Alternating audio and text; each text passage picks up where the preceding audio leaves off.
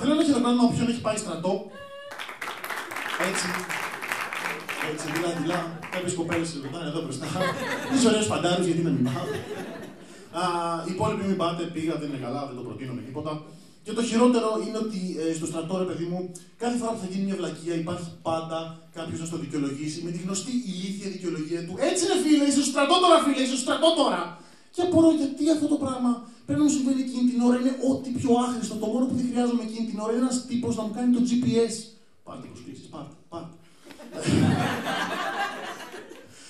Και μα έμαθα πράγματα στο στρατό, να μην είμαι άδικος, έμαθα, απομυθοποίησα όλες αυτές τις διαφημίσεις για τα ξυριστικά είδη, αφρεξιρίσματος, ξηροφάκια. Ξέρετε, όλες αυτές τις διαφημίσεις που είναι ένας τύπος πλάτη και ξυρίζεται με 3 κινήσεις, ο τύπος παίρνει όλη του τη μούρη. Λες και ξυρίζεται με ολοκαθαριστήρα. Το βλέπεις, παιδί μου, είναι πλάτη και αυτό πάει και γυρνάει και είναι γαμάτος. Είναι γαμάτος, αντικειμενικά είναι φρεσκαδούρα, είναι κούκλος, όποιος τύπος το βλέπει καυλώνει μέχρι και εγώ λίγο, χωρίς λόγο, μάλλον. Δεν είναι γκέι. Αν ήμουν γκέι θα το είχα καταλάβει όλες αυτές τις δύσκολες νύχτες του χειμώνα που είσαι μέσα στο στρατόπεδο και δεν έχεις επιλογές και αναγκαστικά πηδιέσαι μάλλον φαντάρο. Μόνο εγώ. Όχι, εντάξει. Δεν είμαι γκέι διότι δεν το ευχαριστήθηκα. Όχι, το ευχαριστήθηκα προφανώς. Μια χαρά. Ήτανε, για να είμαι ειλικρινής, δεν ξέρω αν είμαι γκέι, διότι αν δεν δοκιμάσεις δεν θα μάθεις και το καθεξής. Οπότε το αφήσουμε εκεί. Δεν είναι μια δοκιμή, δεν φτάνει για να σε πείσει. Εντάξει, όχι το κόμμα. Και ξυπνάς με παιδί μου στο στρατόπεδο και βλέπεις κάθε πρωί 10 φαντάρους πλάτη να ξυρίζονται και λες ποια διαφήμιση. Θα γυρίζουν 10 ξυρισμένοι φαντάροι και θα γεμίσει τεστοστερόνι το στρατόπεδο. Και γυρνάνε και δεν ξέρει να ξυρίζεται ούτε ένας. Είναι όλοι σφαγμένοι, κρέμονται τα μάγουλα, στάζουν αίματα στον αρχίδι, φουσκίζει στο λαιμό σας και είναι από θρύλο. Φίλε, κοπικά! Και σκάγει ένας τύπος από δίπλα. Έτσι, φίλε, στο στρατό τώρα, φίλε, στο στρατό τώρα! Ήμασταν τον πρώτο μήνα, ας πούμε, 250 άντρες κλεισμένοι, στερημένοι σε ένα λόχο, με 3 γυναίκες αξιωματικίνες να διατάζουν.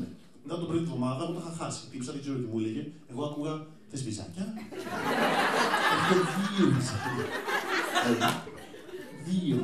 Και όσο σου μιλάω, κουνιούνται πάνω κάτω. Αριστερά, δεξιά. Σε τρέλα να φαντάρει. Πού τι τάζει χαμάτι! Και εγώ κάτω το μουνάκι με τα βυζάκια. Και δεν σε προειδοποιούν για τίποτα που θα βρεις εκεί μέσα. Ξέρεις, μπαίνεις στο στρατόπεδο και είναι σαν την πρώτη μέρα στον νηπιαγωγείο. Είναι αυτό το πού να ξέρω, μωρέ δασκάλα, ότι την ώρα της χειροτεχνίας δεν κάνει ένα σειράπτο. Τους μαθητές μου μεταξύ τους. Πού να το ξέρω. Ναι, έχω βρεθεί ας πούμε στο στρατόπεδο και βλέπω για πρώτη φορά στη ζωή μου ένα τύπο απέναντι τη μέρα στα χακί να φωνάζει «Παρουσιάσου ρε!» Του κάνω κι εγώ. Εγώ. Δεν πήγε καλά, μην το δοκιμάστε. Δεν θα το συνιστούσα.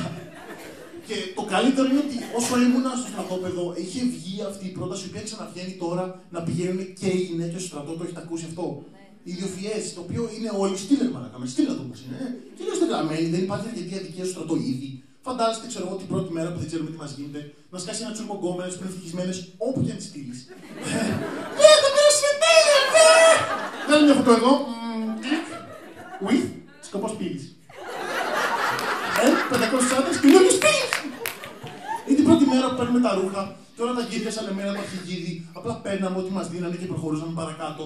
Και έβγαλα όλο τον πρώτο μήνα, Νοέμβριο, με την παραλλαγή μπουστάκι. Γιατί πολύ απλά δεν είναι ότι μου δώσανε. Καμία γυναίκα δεν το πάθαινε ποτέ αυτό. Να σου πω λίγο, αυτό το σουτάκι μου το έχει δώσει 3 φορές. Και πόσες φορές να σου πω, το χακί με έκανε και φαίνομαι σαν φαντάρος. Η πρωινή αναφορά θα είναι πολύ διαφορετική. Η πρωινή αναφορά είναι, για όσους δεν ξέρουν, αυτό που βγαίνουμε έξω κάθε πρωί, χωρίς να μας νοιάζει τι καιρό κάνει, είμαστε άντρες εμείς. Και λέμε στον διοικητή τι βλακεία κάναμε ώστε να μας τιμωρήσει η μαζοχιστική φάση της μέρας. Φανταστείτε αυτό το πράγμα με γυναίκες, ας πούμε, να είναι διοικητής, εσύ παλικάρι μου τι έκανες, προσοχή, χαιρετισμός, εγώ κύριε διοικητά δεν έσπασα το κρεβάτι μου. Τι δεν έκανες? Τι είναι εδώ ρε, θα μπει ο Τούρκος να σε βρει με ξέστρατο! 10 μέρες φυλακή. Εσύ κοπελιά τι έκανες, προσοχή, χαιρετισμούλης.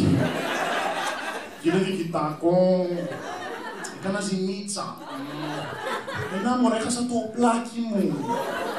Ήμασταν με τα κορίτσια και κάναμε μπιου-μπιου και δεν μπορώ να θυμηθώ πού το άφησα. Πειράζει. Την άλλη διοικητή, σε άλλη κοπέλα μου γι' αυτό κάνεις έτσι, τόσο έχουμε στην αποθήκη. Λογικά πάντα την κοπέλα πάρει ένα καινούριο. Τι κουνιέσαι εσύ, ρε!